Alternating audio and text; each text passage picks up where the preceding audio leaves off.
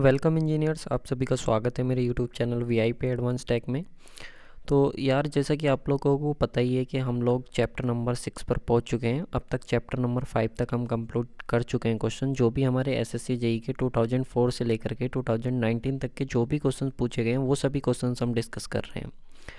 इसमें क्या है कि हम सबसे पहले सब्जेक्ट वाइज और फिर उसमें चैप्टर वाइज क्वेश्चंस को हम देख रहे हैं। तो आज का जो चैप्टर रहने वाला है वो हमारा लेबलिंग रहने वाला है।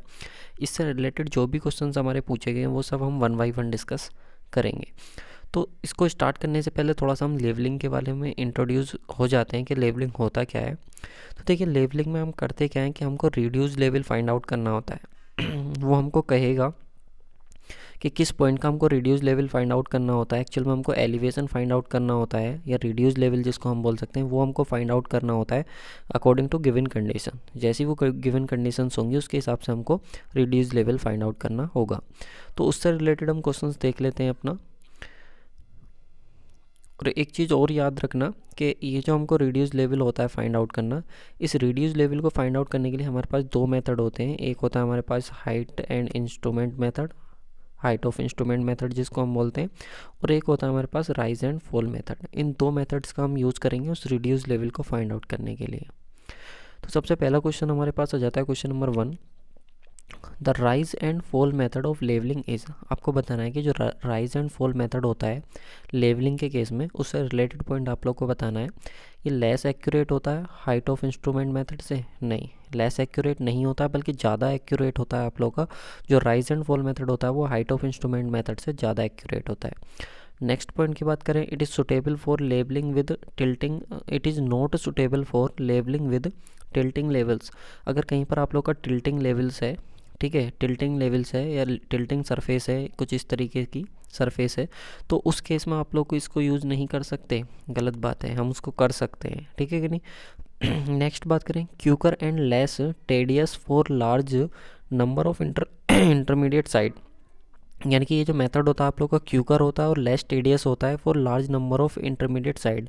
ये क्यूकर तो होता है लेकिन लेस टेडियस नहीं होता है for large number of intermediate sides. तो इसलिए ये पॉइंट भी हमारा क्या हो जाएगा, ऑप्शन नंबर सी भी गलत हो जाएगा। बात करें, provide a check on the reduction of intermediate level. ये पॉइंट बिल्कुल सही है। इसकी हेल्प से हम क्या कर सकते हैं, जो हमारे इंटरमीडिएट लेवल्स होते हैं, इंटरमीडिएट स्टेशंस होते हैं, उन पे भी हम चेक अप्लाई कर सकते हैं।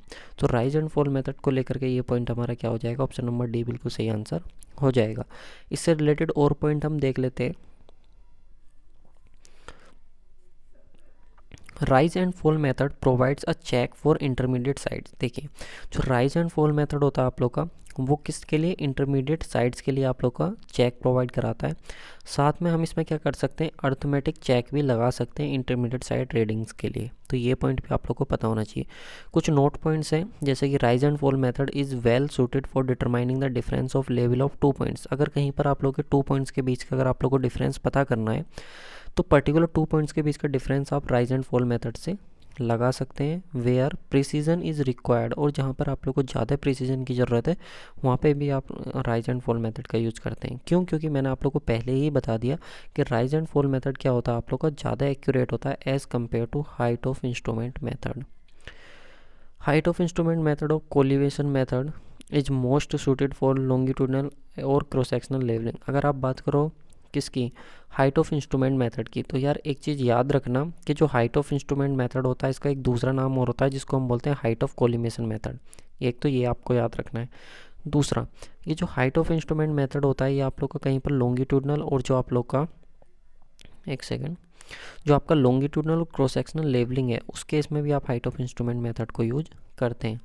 अब क्वेश्चन ये बनता है, सर इसमें चेक कैसे लगाते हैं? तो देखिए भाई, चेक लगाने का सिंपल सा तरीका होता है, जो भी बैक साइड रीडिंग है और जो भी फोर साइड रीडिंग है उनका एल्जेब्रिक सम ले लीजिए और फिर डिफरेंस कर दीजिए। Summation of rise minus summation of fall ले लीजिए, फिर उनको डिफरेंस ले लीजिए उनका भी, और लास्ट टेरल माइनस के फर्स्ट टेरल आप ले लीजिए। अगर ये सारी चीज़ें आप लोग की मैच कर जाती हैं, इक्वल आ जाती हैं, तो इसका मतलब आपने एरर फ्री सर्वे अपना किया है। नेक्स्ट जाते हैं हम क्वेश्चन नंबर 2 पे, जो कि 2008 में आप लोग का पूछा गया था। In an adjusted level when the bubble is centred the axis of bubble tube become parallel to. इसमें सिंपल हमसे बोल रखा है कि अगर आप एडजस्ट कर रहे हो किसको, बबल ट्यूब को, और जो बबल ट्यूब है आप लोग की वो सेंटर्ड में आ जाती है। कहाँ पर आ जाती है? सेंटर में आ जाती है। तो बबल ट्यूब की जो एक्सिस होगी, तो देखो अगर बबल ट्यूब सर आपका सेंटर में है, सबसे पहली चीज़ अगर आपका बबल क्या है सेंटर में, तो आपकी जो एक्सिस होगी वो प्रॉपर क्या होगी? हॉरिजॉन्टल होगी। क्या होगी? हॉरिजॉन्टल होगी, प्रॉपर हॉरिजॉन्टल होगी। अगर वो प्रॉपर हॉरिजॉन्टल होगी तो प्रॉपर हॉरिजॉन्टल जो हमारी एक्सिस होती है उसका एक और नाम होता है जिसको हम क्या बोलते हैं? Line of collimation. तो इसलिए इसका जो सही आंसर हो जाएगा वो ऑप्शन नंबर बी बिल्कुल सही आंसर हो जाएगा। ये चीज़ आप लोग को याद रखनी है, क्योंकि बबल सेंटर में तो आप लोग की एक्सिस क्या होगी? प्रॉपर हॉरिजॉन्टल होगी, और जब प्रॉपर हॉरिजॉन्टल होगी तो उसको हम बोलेंगे लाइन ऑफ कोलिमेशन। बाकी की लाइन के बारे में भी हम एक बार बात कर लेते हैं।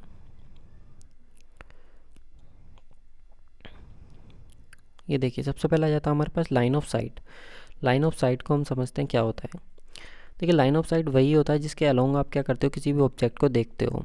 ये चीज़ आप लोग को याद रखनी है। लाइन ऑफ कोलिमेशन मैंने आप लोग को बता दिया, अगर वो प्रॉपर हॉरिजॉन्टल है, ठीक है, ये चीज़ याद रखेंगे। अगर वो हॉरिजॉन्टल है तो हॉरिजॉन्टल को ही हम क्या बोल देते हैं? लाइन ऑफ कोलिमेशन बोल देते हैं। और ये तभी हो पाता है जब आप लोग का सेंटर में हो बबल, जो लेवल ट्यूब है आप लोग की वो किस में हो? बिल्कुल एकदम सेंटर में हो। ये चीज़ आप लोग को याद रखनी है। ये भी ध्यान रखना कि बबल ट्यूब जो होती है वो पैरेलल होती है लाइन ऑफ कोलिमेशन की, तो मैंने आप लोग को बता ही दिया। नेक्स्ट हम बात करते हैं एक्सिस ऑफ टेलीस्कोप। तो एक्सिस ऑफ टेलीस्कोप कुछ भी नहीं होता है, जो आप लोगों का क्या होता है? ऑब्जेक्ट लेंस होता है, और जो आप लोग का आई पीस लेंस होता है। दो लेंस होते हैं, एक ऑब्जेक्ट लेंस होता है, एक आई पीस लेंस होता है। अगर दोनों के सेंटर से अगर एक्सिस पास कर रही है, ऐसे समझ लीजिए कि ये आप लोग का टेलीस्कोप थी कुछ इस तरीके से, और यहाँ पर आप लोग का कोई ऑब्जेक्ट रखा हुआ था कुछ इस तरीके का, कोई मान लीजिए दूसरा एक इंजीनियर खड़ा हुआ था और उसको आपको देखना था। तो ये वाला जो लेंस हो जाएगा ऑब्जेक्ट लेंस हो जाएगा, ये आई पीस लेंस हो जाएगा। क्यों? क्योंकि आप इधर से देख रहे हो।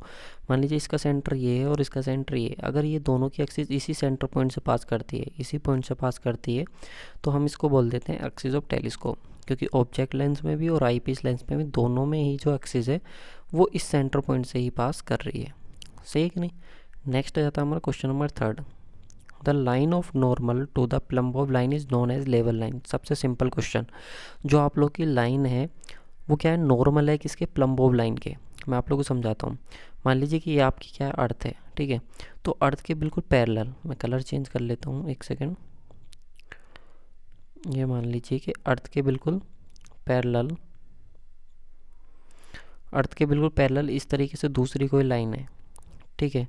और अब आप क्या है कि सर्वे करने के लिए गए, तो मैं एक और कलर ले लेता हूँ इसमें, ग्रीन, ठीक है। अब आपने सर्वे करने के लिए गए तो आपने सर ट्राइपॉड को जिस तरीके से सेट किया, तो एक चीज़ आप क्लियर कर लीजिए कि सबसे पहले तो अगर ये आपके पास अर्थ थी, तो अर्थ के जो पैरेलल मैंने लाइन ड्रॉ की है ये आपकी है लेवल लाइन। इसको क्या बोलते हैं सर? हम लेवल लाइन बोलते हैं, ठीक है। अब ये देखो, अगर आपने ट्राइपॉड लगाया है सर, तो ट्राइपॉड जब आपने लगाया तो प्लम बॉब तो ट्राइपॉड से लगाओगे, तो प्लम बॉब आप नीचे को लगाओगे। तो यहाँ पे देखो प्लम बॉब और ये जो आपकी लाइन जा रही है पर्पल वाली, इन दोनों के बीच कितने डिग्री का एंगल बन रहा है? 90 डिग्री का। और 90 डिग्री के एंगल को ही हम क्या बोलते हैं सर? नॉर्मल बोलते हैं। तो यहाँ से हमें क्लियर हुआ कि जो भी प्लम बॉब की लाइन आएगी या जो भी प्लम बॉब नीचे की तरफ आएगा वो हमारा लेवल लाइन से कितने डिग्री का एंगल बनाएगा? 90 का। तो इसीलिए हम उसको बोलते हैं कि वो नॉर्मल आप लोग का होता है प्लम बॉब की लाइन किसके? लेवल लाइन के। और लेवल लाइन क्या होती है सर? हमारी लेवल लाइन जो हमारी अर्थ सरफेस होती है उसके जो पैरेलल होती है उसको हम लेवल लाइन बोलते हैं। आई होप आप लोगों को क्लियर हुआ होगा। नेक्स्ट हम आ जाते हैं, ये देख लीजिए मैंने आप लोग को बता ही दिया, हॉरिजॉन्टल लाइन जो आप लोग की लाइन ऑफ कोलिमेशन के बिल्कुल पैरेलल हो, यानी कि अगर ये आपकी अर्थ सरफेस है और यहाँ पे आप लोग लेवल लाइन, तो लेवल लाइन की बिल्कुल जो टेंजेंट आएगी वो आप लोग की हॉरिजॉन्टल हो जाएगी। लेवल लाइन जो बिल्कुल एकदम पैरेलल होगी, और वर्टिकल लाइन आप लोग को पता ही है जो आप लोग की क्या होगी? नॉर्मल होगी हॉरिजॉन्टल की। अगर मान लीजिए अर्थ है और ये आपकी लेवल लाइन है, तो इस तरीके से आपने हॉरिजॉन्टल बनाई तो इसके परपेंडिकुलर जो होगी, यानी कि एक तरीके से जैसे अभी प्लम बॉब लाइन थी वो एक वर्टिकल लाइन ही थी। सही है कि नहीं? देखो यार, अगर आप लोगों को समझ आता है ना तो प्लीज़ एक प्यारा सा कमेंट कर दीजिए। एक प्यारा सा जब आप कमेंट कर देते हो ना तो उससे मुझे मोटिवेशन मिलता है कि हाँ आप लोगों को चीज़ें क्लियर हो रही हैं। देखो जब लाइव क्लास होती है तो उसमें तो चीज़ें पता लगती रहती हैं, लेकिन ऑफलाइन क्लासेस में क्या होता है कि इस तरीके से जब क्लास अपलोड होती है तो आप लोगों को कमेंट करना होता है। यार एक कमेंट कर दीजिए कि हाँ आप लोग को चीज़ें क्लियर होती हैं, तो थोड़ा सा मेरा भी मोटिवेशन बना रहता है क्लास बनाने के लिए कि हाँ मुझे क्लास देनी है। जब आप लोग सिंसियर होते हो तो मेरा भी मन करता है। सही है कि नहीं? तो इस चीज़ का ध्यान रखेंगे। ये देखिए मैंने आप लोग को बता ही दिया, अगर ये आप लोग की अर्थ है सर तो ये वाली जो लाइन हो जाएगी वो लेवल लाइन हो जाएगी जो डॉटेड फॉर्म में है। उसके बाद इसके जो टेंजेंट आ जाएगी वो आपकी हॉरिजॉन्टल लाइन आ जाएगी। सही है क्या नहीं? अब यही हॉरिजॉन्टल लाइन अगर नीचे की तरफ डिफ्लेक्ट हो जाती है तो उसकी वजह से हमारा क्या आ जाता है, करेक्शन ऑफ कर्वेचर आ जाता है। ये सारी चीज़ें हमको याद रखनी होती हैं। चलिए नेक्स्ट आ जाते हैं हम। अच्छा, डेटम लाइन क्या होती है? तो डेटम लाइन जो मीन सी लेवल लाइन होती है, level line is measured from the elevation. किसी भी पर्टिकुलर एलिवेशन से जो भी आप लाइन मेजर करोगे, ठीक है, वो आप लोग क्या हो जाएगी, डेटम लाइन हो जाएगी। नेक्स्ट आ जाता है सर क्वेश्चन नंबर 4। इसकी हम बात करते हैं। Levelling deals with measurement in. आप लोग को बताना है कि जो लेवलिंग होता है सर, इसमें जो मेजरमेंट होता है आप लोग का वो किसका होता है, ठीक है, ये हमसे पूछा है। तो यहाँ पे देखिए यार, मैंने आप लोग को बताया कि लेवलिंग का मतलब जो होता है सर, हमारे पास रिड्यूस लेवल को फाइंड आउट करना होता है। और मैंने ये भी बताया सर, रिड्यूस लेवल को कैलकुलेट करने के लिए दो मेथड होते हैं। एक हमारे पास हाइट ऑफ इंस्ट्रूमेंट मेथड होता है और एक हमारे पास रिड्यूस लेवल एक हमारे पास राइज एंड फॉल मेथड होता है। एक सेकेंड, एक हमारे पास क्या होता है, राइज एंड फॉल मेथड होता है। दो मेथड हमारे पास होते हैं। राइज एंड फॉल मेथड ज़्यादा एक्यूरेट होता है as compare to height of instrument method, ये भी मैंने बताया। राइज एंड फॉल मेथड आप लोग का मोस्ट क्यूकेस्ट मेथड होता है as compare to height of instrument method, ये भी मैंने आप लोगों को बताया। तो इससे रिलेटेड हम देख लेते हैं कौन सा पॉइंट सही है। अच्छा, हॉरिजॉन्टल प्लेन में नहीं, हॉरिजॉन्टल प्लेन में नहीं करते, वर्टिकल प्लेन में करते हैं। बोथ हॉरिजॉन्टल एंड वर्टिकल नहीं, इंक्लाइन प्लेन में भी नहीं। तो हम लेबलिंग जो करते हैं वो किस में करते हैं, वर्टिकल प्लेन में हम मेजर करते हैं उसको, ठीक है ना, वाई एक्सिस वाले प्लेन में हम उसको लेकर के चलते हैं। तो इसका जो सही आंसर होना चाहिए फोर्थ का बी होना चाहिए। बाकी और हम देख लेते हैं क्या इसका सही आंसर है आंसर सीट के हिसाब से।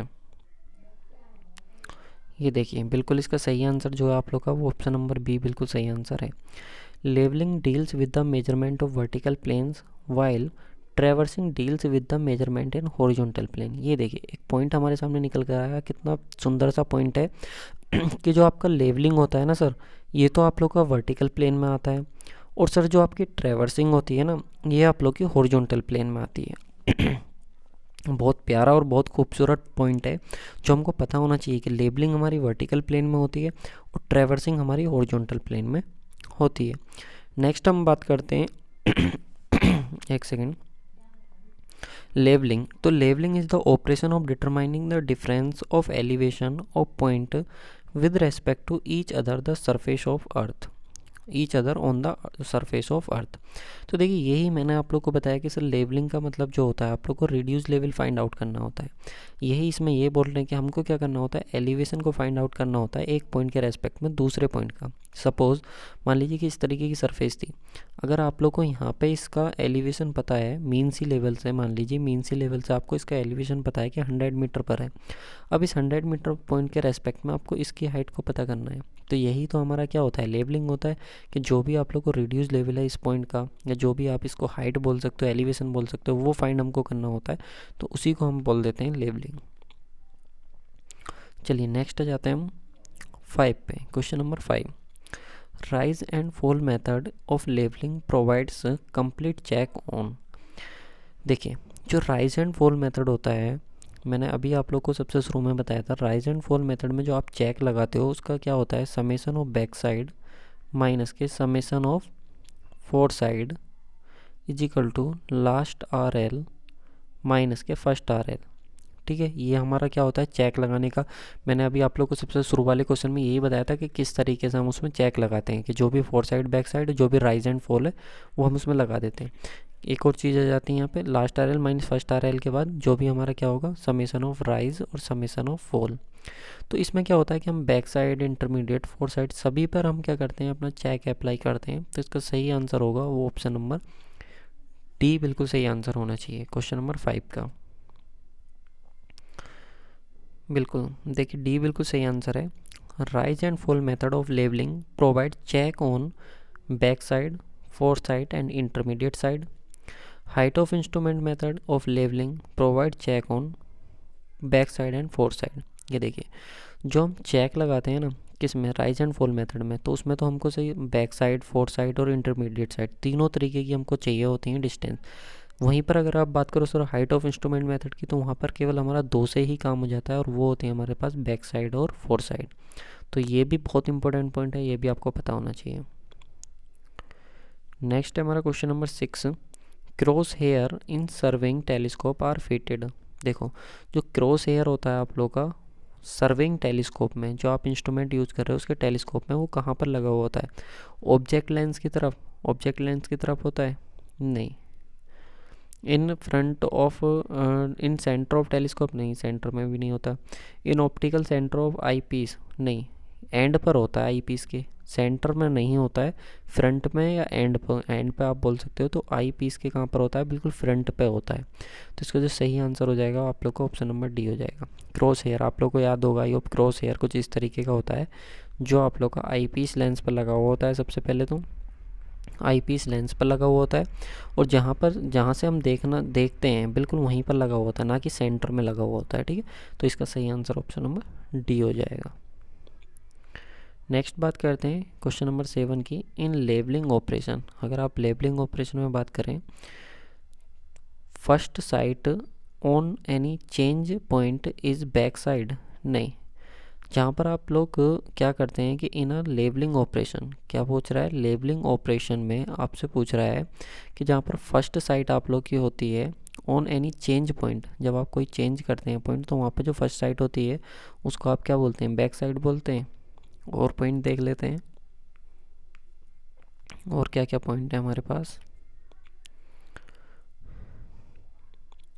उसके बाद बोल रहा है second site on any change point is four side. जो सेकंड साइट होती है आप लोग की, जब आप रीडिंग लेते हैं तो वो आप लोग की फोर साइट होती है? नहीं, ऐसा तो नहीं है। उसके बाद बात करें the line of commence, the line of commence with a fore side and close with the back side.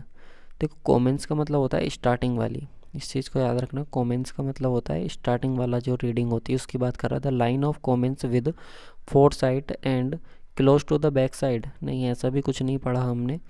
Option number D की बात करते हैं। The line of commence start, यानी कि कॉमेंस का मतलब स्टार्ट हो गया, तो start with the back side and close to the fore side. ये पॉइंट कुछ सही लग रहा है, पॉइंट डी।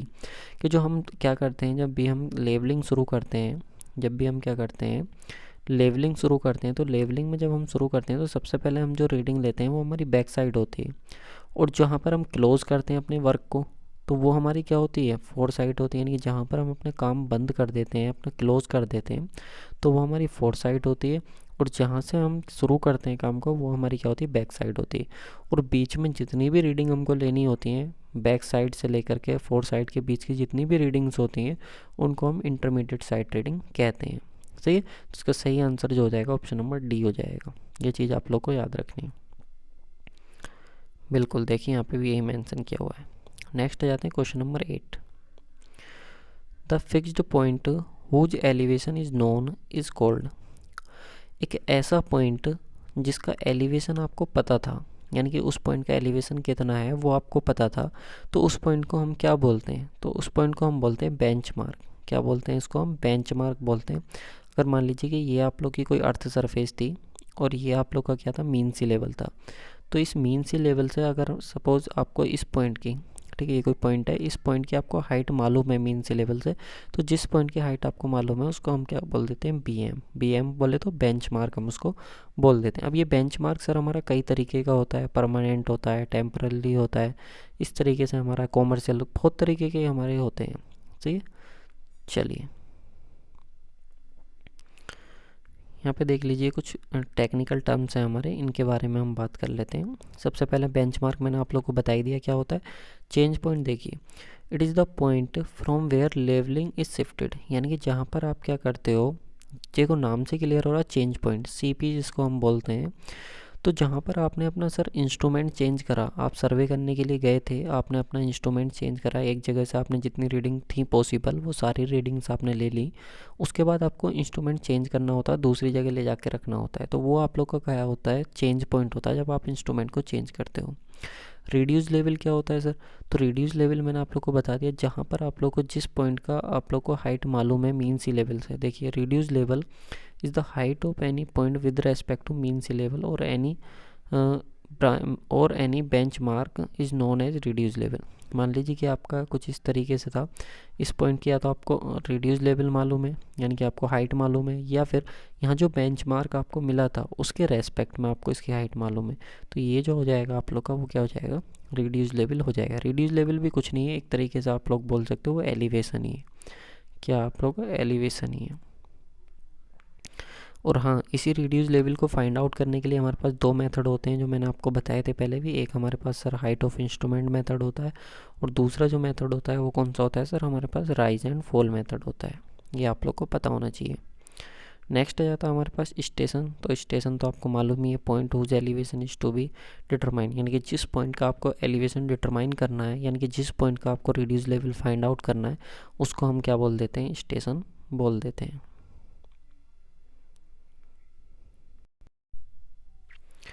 नेक्स्ट क्वेश्चन है question number 9। The correction in elevation due to the curvature and refraction is proportional to.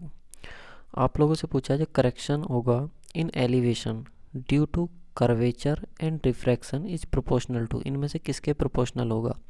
तो यहाँ पे देखिए क्या क्या दे रखा है आप लोग को, D upon R, D square upon R, R upon D square या आर अपॉन डी। पे बात कर लेते हैं। आर जो है आप लोग का रेडियस ऑफ कर्वेचर है अर्थ की, और डी जो है आप लोग का वो हॉरिजॉन्टल डिस्टेंस है। तो आप लोगों को इनमें से बताना कौन सा पॉइंट सही होगा, किसको लेकर के, correction of elevation due to curvature और करेक्शन ड्यू टू रिफ्रैक्शन। तो आपको पता होगा करेक्शन ऑफ कर्वेचर को हम सी से लिखते हैं, और करेक्शन ऑफ रिफ्रैक्शन को हम CR से लिखते हैं। एक और रिलेशन आपको याद रखना होता है कि करेक्शन ऑफ जो रिफ्रैक्शन होता है सर, ये हमारा 1/7 होता है किसका, करेक्शन ऑफ कर्वेचर का। ये पॉइंट भी बहुत इंपॉर्टेंट होता है, तो ये भी आप लोग को पता होना चाहिए। तो फिलहाल तो इसका सही आंसर ऑप्शन नंबर बी हो जाएगा, पर इसका हम डिस्कशन कर लेते हैं डिटेल में।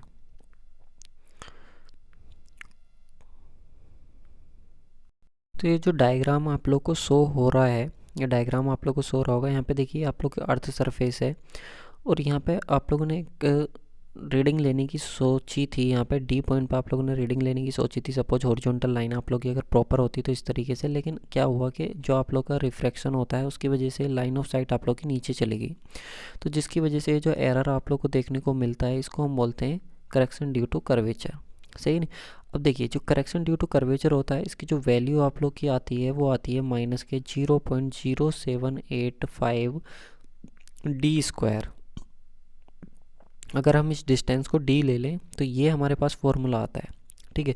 अब ये हमको माइनस करना पड़ेगा ना, नीचे से हमको माइनस करना पड़ेगा इस डी पॉइंट तक जाने के लिए, इसलिए करेक्शन हमारा कैसा होता है, निगेटिव होता है। अब मैंने आप लोग को बताया है कि जो करेक्शन ऑफ रिफ्रैक्शन होगा वो आप लोग का 1/7 होगा किसके, करेक्शन ऑफ कर्वेचर के।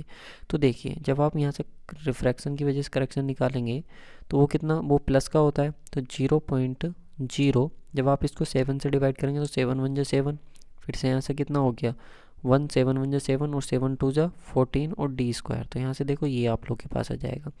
तो यहाँ से एक चीज़ आप लोग को समझ आ रही है कि जो भी आप लोग का क्या होगा, करेक्शन ऑफ कर्वेचर होगा, ठीक है, वो आप लोग का क्या है, डी स्क्वायर के क्या है, प्रोपोर्शनल है, ठीक है। कर्वेचर ऑफ करेक्शन क्या है, डी स्क्वायर के प्रोपोर्शनल है। तो इसी को देखते हुए जो हमारा सही आंसर हो जाएगा वो कितना हो जाएगा, डी स्क्वायर अपॉन आर हमारे पास हो जाएगा, ठीक है ना। तो इस चीज़ को आप लोग को याद रखना है। चलिए नेक्स्ट हम आ जाते हैं इससे रिलेटेड, और आप देख लीजिए। ये देखिए करेक्शन ड्यू टू कर्वेचर हमारे पास ये फॉर्मूला है, ये मैंने आप लोग को बता दिया। डी आप लोग के पास किलोमीटर में होता है, हाँ इस चीज़ को याद रखना है, बहुत इंपॉर्टेंट है। डी आपके पास जब भी होगा किलोमीटर में आप लोग को रखना है, यहाँ डी की वैल्यू आपको किलोमीटर में रखनी होती है। बाकी ये देख लीजिए जो आपका करेक्शन होगा रिफ्रैक्शन की वजह से वो कितना होगा आप लोग का, यहाँ पे 1/7 हो जाएगा, ठीक है ना। चलिए नेक्स्ट क्वेश्चन पर जाते हैं, क्वेश्चन नंबर 10, इसकी हम बात कर लेते हैं। क्वेश्चन नंबर 10 हमसे बोल रहा है अ लेवलिंग लाइन इज़, आपको बताना है कि जो लेवलिंग लाइन होती है वो क्या होती है। तो लेवल लाइन मैंने अभी आप लोग को बताया था, लेवल लाइन क्या होती है, जो लाइन होती है parallel to the mean spherical surface of earth. बिल्कुल ऑप्शन नंबर ए ही हमें मिल जाता है। मैंने आपको बताया था कि अगर ये सर हमारी अर्थ की सरफेस है तो इसके बिल्कुल पैरेलल, अर्थ की सरफेस के बिल्कुल पैरेलल जो लाइन होती है उसको हम क्या बोलते हैं, लेवल लाइन बोलते हैं, अगर आप लोग को याद हो तो। इससे रिलेटेड और पॉइंट देख लेते हैं हम। ये देखिए level line is line lying on a level surface, level surface is parallel to the mean spherical surface of earth, यानी कि जो हमारी क्या होगी, अर्थ की सरफेस के बिल्कुल पैरेलल होगी लाइन, उसको हम क्या बोलेंगे, लेवल लाइन बोलेंगे। उसके बाद देख लीजिए the line passes through centre of cross hair and centre of eyepiece is called line of sight. ये मैं आप लोग को पहले भी बता चुका हूँ। अगर मान लीजिए कि आपका ऑब्जेक्ट लेंस था और ये आपका आई पीस लेंस था, तो अगर दोनों के सेंटर से पास कर रही है लाइन, तो उसको हम क्या बोल देते हैं, लाइन ऑफ साइट हम उसको बोल देते हैं। नेक्स्ट आ जाता है हमारा line passes through the object line and eyepiece is called axis of telescope. Sorry, ये जो मैंने अभी आपको बताया था, ठीक है, ये एक्सिस ऑफ टेलीस्कोप था। सॉरी, ये जो अगर आप मान लीजिए ऑब्जेक्ट लेंस था या आई पीस, तो इसके सेंटर से पास कर रही, तो वो एक्सिस ऑफ टेलीस्कोप होता है। लाइन ऑफ साइट होती है जिसके अलोंग आप देखते हो, जिस लाइन ऑफ साइट होती है जिसके अलोंग आप देखते हो उस टेलीस्कोप से, वो आपकी लाइन ऑफ साइट होती है। ठीक है, यहाँ पे देख लो, line passes through the centre of cross hair, जो आपने क्रॉस हेयर लगाया था, अगर उसके बिल्कुल सेंटर से पास कर रही है तो वो आपकी लाइन ऑफ साइट होगी। And centre of eyepiece, जो आपका आई पीस लाइन से उसके भी सेंटर से होनी चाहिए। नेक्स्ट आता है आपके पास, horizontal line is tangential to the level line at any particular point. बिल्कुल सही है, हॉरिजॉन्टल लाइन जो होती है वो बिल्कुल टेंजेंट होती है लेवल लाइन की। अगर मान लीजिए ये आपकी अर्थ है और ये अर्थ की सरफेस के क्या है, पैरेलल, बिल्कुल लेवल लाइन है, तो अगर आप इसके टेंजेंट ड्रॉ करते हो तो ये जो टेंजेंट आती है ना सर, इसको हम बोलते हैं हॉरिजॉन्टल लाइन। ठीक है, ये आपको याद रखना है। तो मैंने अभी आप लोग को 10 क्वेश्चंस कराए यार। अगर आप लोग को क्लियर हुए हैं तो प्लीज़ एक प्यारा सा कमेंट कर देना, और किसी क्वेश्चन में डाउट हो तो वो भी बताना, मैं आपको दोबारा से नेक्स्ट वीडियो में आपको एक्सप्लेन कर दूंगा। और हाँ यार, प्लीज़ ज़्यादा से ज़्यादा वीडियो को शेयर कर दो। देखो कितने कम व्यूज़ आ रहे हैं यार इतनी मेहनत करने के बाद भी। तो एक बार प्लीज़ सब लोग यार एक बार वीडियो को शेयर कर दो, ठीक है। और जो चैनल पर नए हैं तो सब्सक्राइब कर लो, और बाकी बहुत सारा कंटेंट चैनल पर पड़ा हुआ है, वो जा कर के आप विजिट कर सकते हैं। Thank you guys for watching this video.